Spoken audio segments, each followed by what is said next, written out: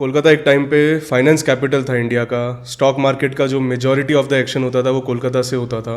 और आजकल के टाइम में अगर हम देखें तो उसका कोई खास रेलेवेंस रहा नहीं है स्टॉक मार्केट में। कोलकाता स्टॉक एक्सचेंज भी क्लोज हो चुका है।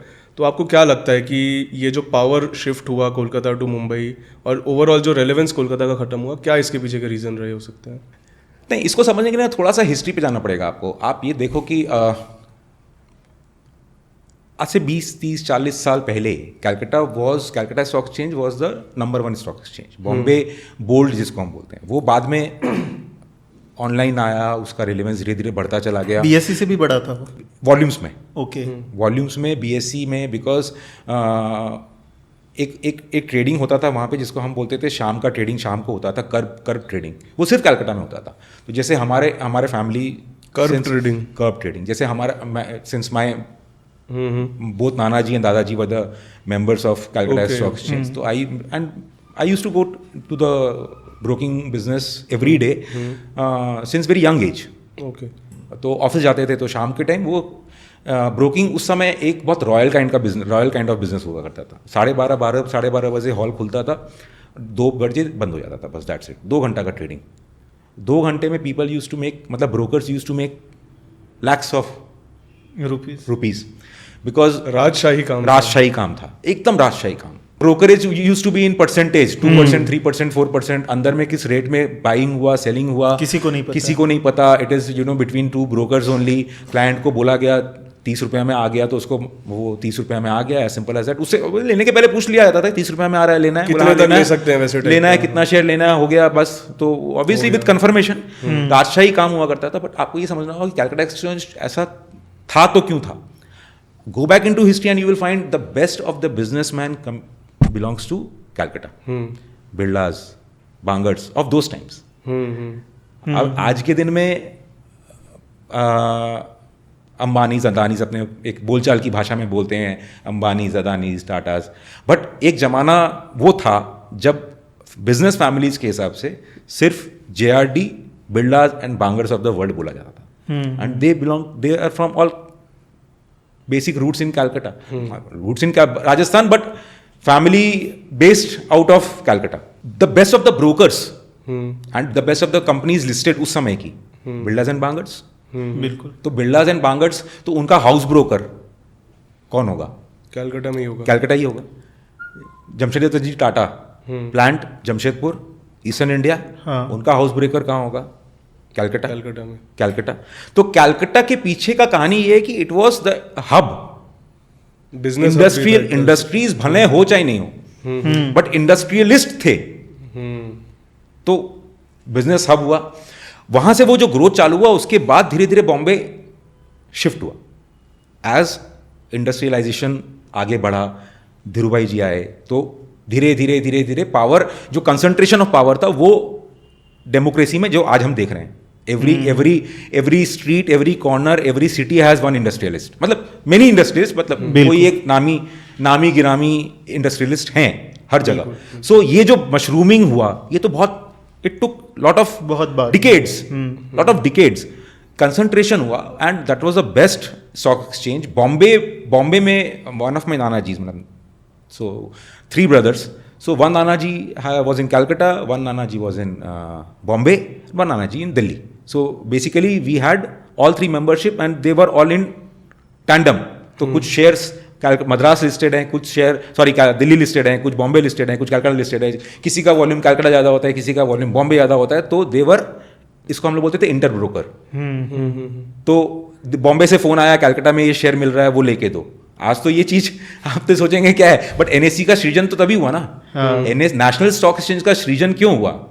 वो इसीलिए हुआ कि किसी को कंसंट्रेशंस थे कि किस जगह में कोई एक एक्सचेंज में किसी का शेयर अच्छा, जैसे आई रिमेंबर कुछ पॉलिएस्टर्स के शेयर्स लिस्टेड थे, नाम नहीं लेते हैं, तो उनका चेन्नई स्टॉक एक्सचेंज में बहुत अच्छा वॉल्यूम्स होता था। तो अब किसी को उसमें अगर खेलना है तो वो चेन्नई में कोई अपना कॉन्टैक्ट निकालेगा और वहां से वहां के कोई ब्रोकर को पकड़ेगा। बट प्रॉब्लम ये है कि वो ब्रोकर, उस समय तो रजिस्ट्रेशन का प्रोसेस नहीं था। आप चेक दो और ले लो, रजिस्ट्रेशन का प्रोसेस तो कब आया? ये तो बेसिकली सामान की तरह खरीदते थे शेयर। हाँ, नहीं मतलब सामान की तरह, मतलब ब्रोकर जो था वो लिटरली एक मोदी था। आपको चाहिए, आपको जाके बोलना है मेरे को ये चाहिए, हाँ, वो लाके आपको दे देगा। अपना कमीशन काट लेगा, कोई रजिस्ट्रेशन नहीं, कुछ नहीं। काला चोर आया, पैसा लेके उसको शेयर खरीद के दे दिया, और वो तो शेयर फिजिकल होते थे, ये भी नहीं कि डीपी है, कुछ है, डीमैट है, कुछ नहीं, फिजिकल शेयर्स। तो सोर्स भी नहीं तो पता चलता आप था। चेक दो, पैसा दो, और आप कागज ले जाओ, हाँ। कागज ले जाओ, सिंपल। और आपकी हिस्सेदारी हो गई उस कंपनी में। आपकी हिस्सेदारी हो गई उस कंपनी में।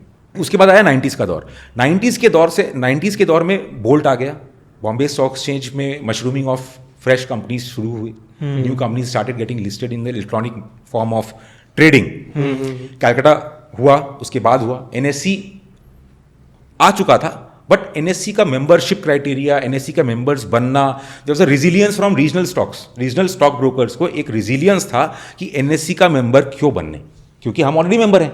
उतना उसको सपोर्ट और रिकग्निशन नहीं दे रहे थे। ऑलरेडी इतने पुराने एक्सचेंज के हम मेंबर है, तो ये नए एक्सचेंज में क्यों जाना है? नए एक्सचेंज में क्यों जाना, और प्लस बेसिकली चेंज को एक्सेप्ट नहीं करना एंड पेपर डिमांड, जो उसका मतलब डॉक्यूमेंटेशन, एक्सचेंज का जो था सब कुछ, network criteria, all these things were there. And ये सब पुराने जमाने के establish brokers, they were not ready to accept NSC that time. So NSC का जब membership initially, so all new chartered accountants and all these fraternity, उनको लगा ये शायद नया अच्छा बिजनेस है, चलो New start कर लेते हैं। upcoming एंड इनफैक्ट उनको कई साल they were in stress and they were in pain establishing the business, और आज के दिन में वो एनएससी का मेंबरशिप इज लाइक गोल्ड से भी ज्यादा ही। And regional stock exchange has failed. ये 90s का दौर फिर आते आते आते आया, पहुंचा .com तक। As I said, Calcutta was the financing capital. अब फाइनेंसिंग कैपिटल में ये उस दौर में क्लियरिंग 15 दिन का होता था। आज तो हम रोलिंग सेटलमेंट बोलते हैं, means every day is a clearing, आज लिया शाम को डिलीवरी, मतलब 2 दिन में डिलीवरी। बट उस समय ऐसा नहीं था, उस समय आप first day of the expiry clearing पे अगर लेते हो तो 15 दिन तक आपको कुछ नहीं करना है। ब्रोकर के संग आपका क्रेडिबिलिटी होना चाहिए, आपको कितना शेयर का कितना वैल्यू का लिमिट देता है, आप उतना शेयर आप बोल दोगे, वो ले लेगा। 25 लाख हो, 50 लाख हो या 25,000 हो, वो शेयर आपका वो बोल दिया हाँ हो गया। सपोज करो आपने बोल दिया 100 शेयर रिलायंस का लेना है, और भाव सपोज करो 100 रुपये, तो आपको वो पहले दिन अगर बोल दिया 100 रुपये पे आपका आ गया शेयर। अब 15वां दिन अगर वो 110 है तो आप उसको बोल सकते हो बेच दो। आपको पूरे 15 दिन में कोई पैसा नहीं देना, वो 10 रुपये आपको डिफरेंस का दे देगा। ओके 10 रुपया क्लियरिंग के बाद डिफरेंस का दे देगा। मतलब जो खरीदा अगर वो 15वें दिन के बाद अगर आप कैरी करते हो तभी आपको पैसा देना है, उससे पहले अगर माल काट देते हो फिर पूरा पैसा देना है, क्योंकि क्लियरिंग है। हाँ। क्लियरिंग आ गया मतलब फिर उस दिन डिसाइड होगा कि किसके पास किसको कितना शेयर्स जाना है या नहीं जाना है। मतलब आपके पास पूरे पैसे होने की जरूरत नहीं है, आप खाली डिफरेंस पे खेल सकते हो। कुछ भी दरकार नहीं है, difference पे मार्जिन खेल भी नहीं था सकते ना हो, हाँ। उस समय, तो मार्जिन भी नहीं था, वो आपसे मार्जिन भी नहीं मांगेगा। अब मान लो पूरे पैसे नहीं भी हैं आपके पास और 100 रुपए का खरीदा, 95 रेट हो गया, आप 5 रुपए चुका के खत्म करो। मतलब आपको ट्रेड अगर स्क्वायर अप करना है कि मेरे को मेरे पास 100 रुपया है ही नहीं पूरा शेयर लेने का, तो 5 रुपया डिफरेंस लगा दे लो। तो ये 15 दिन का तो जो गैप था उसमें तो आप फ्री जुआ कर रहे हैं। हाँ, आप खाली डिफरेंस पे खेल रहे हो। डिफरेंस भी आपको देना नहीं है, हाँ, वो end पे देना मार्क टू मार्केट या डेली या कुछ भी नहीं देना आपको। 15वें दिन देखा जाएगा, जो होगा वो 15वें दिन होगा। जो होगा 15वें दिन, 14वें दिन होगा। 15वां दिन वो कट ऑफ हो जाएगा, 14वां दिन क्लोजिंग D-Day कट ऑफ होगा। हो जाएगा। ठीक है। अब अनऑफिशियल बदला क्या था? अनऑफिशियल बदला था कि 14वां दिन के बाद भी मेरे को उसको रोल ओवर करना है, पर पैसा नहीं है। ओके। तो यहां आया फाइनेंसर, यहां आया फाइनेंसर मींस आपको लेना है पर आपके पास पैसा नहीं है। तो ये ब्रोकर एक फाइनेंसर को खड़ा करता है, वो तो ठीक है ये आपके बिहाफ में ले लेगा, ये आपके बिहाफ में ले लेगा, आप उसको इंटरेस्ट क्या दोगे? तो हर 15 दिन का इंटरेस्ट शुरू हो गया, हर 15 दिन का इंटरेस्ट शुरू हो गया। अब ये जो डिफरेंस हुआ M2M 15 से 15 दिन का प्लस इंटरेस्ट, ये आपको देना है, बस उसके बाद आपको कुछ नहीं देना। उसमें भी मार्जिन नहीं है।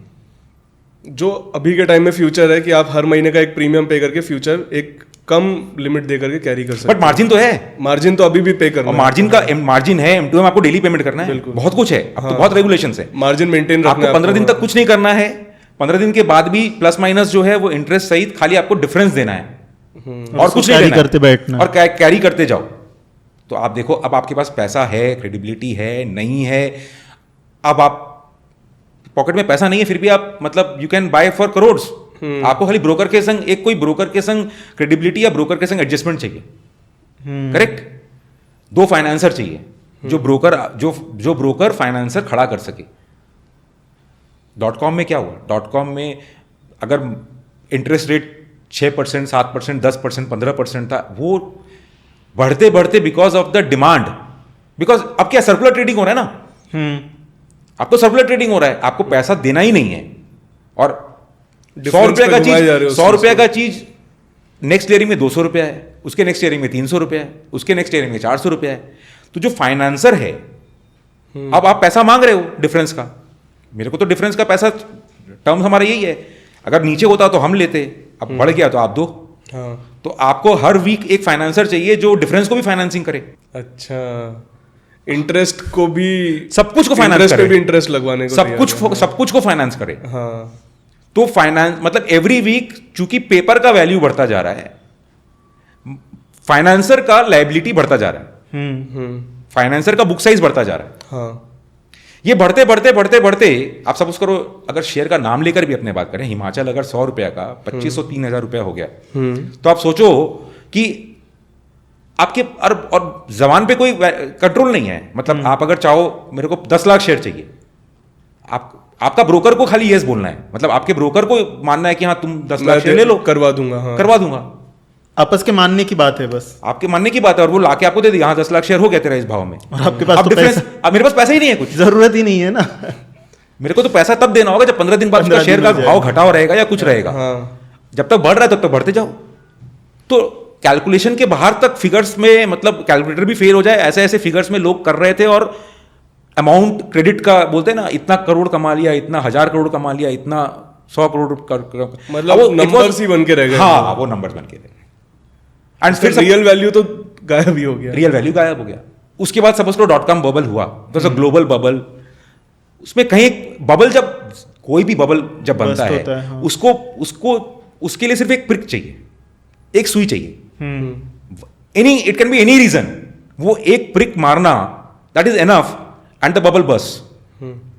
अब सेम चीज हुआ कि यहां फाइनेंसर का कमिटमेंट बढ़ता गया, and we were the brokers there, मतलब हम भी, हमारा फैमिली भी तो ब्रोकिंग में था, दोनों साइड, मतलब मेरे ताऊजी भी, मतलब इधर मेरे फर्स्ट कजिन्स भी दादाजी का ब्रोकिंग संभाल रहे हैं, मेरे नाना जी का पूरा फैमिली संभाल रहा है। सो हम तो देख रहे हैं वो चीज़ को कि कमिटमेंट पे कमिटमेंट, कमिटमेंट पे कमिटमेंट बढ़ता चला जा रहा है।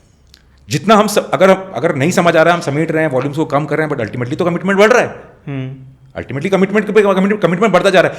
आप इमेजिन करो, एक टाइम ऐसा आ गया लास्ट में, मतलब घर की लेडीज लोग का फाइनेंस तक लग गया था वहां, मतलब I know my sisters newly married या वैसा, तो चल मेरा भी इतना रुपया लगा दे, चल मेरा भी इतना रुपया लगा दे, मतलब हर कोई मार्केट में पैसा डालना चाह रहा सबको था। एज फाइनेंसर, अच्छा। एज फाइनेंसर, क्योंकि बदला इतना हाई हो गया, उनको लग रहा है 5 लाख रुपया लगाया तो 15वां दिन तो मेरे को 5% एक्स्ट्रा मिल जाएगा, 10% एक्स्ट्रा मिल जाएगा, it was like chit fund. हाँ, तो वो बबल तो बस होना ही था, और वही हुआ। और उसमें क्या हुआ, पूरा ये जो फाइनेंस कैपिटल ऑफ कैलकाटा था वो मर गया, सबके कैलकाटा स्टॉक एक्सचेंज बंद हो गया। सो आज जितना मेंबरशिप मेरे घर का था वो सब बंद हो गया, सब खत्म हो गया, जीरो हो गया, सब जीरो हो गया। There is no exchange, no broker, कि फाइनेंस Exchange ही खत्म हो जब गया। पैसा बचेगा, फाइनेंस करने के लिए अब कोई बचेगा ही नहीं। नहीं फाइनेंसर्स तो खत्म हुए, हाँ। बट वो लाइबिलिटी तो ब्रोकर के ऊपर आ गया, क्योंकि जो फाइनेंसर था वो बोला कि मैंने तो तेरे बोलने पे दिया था, हाँ, हाँ। तू भर अब।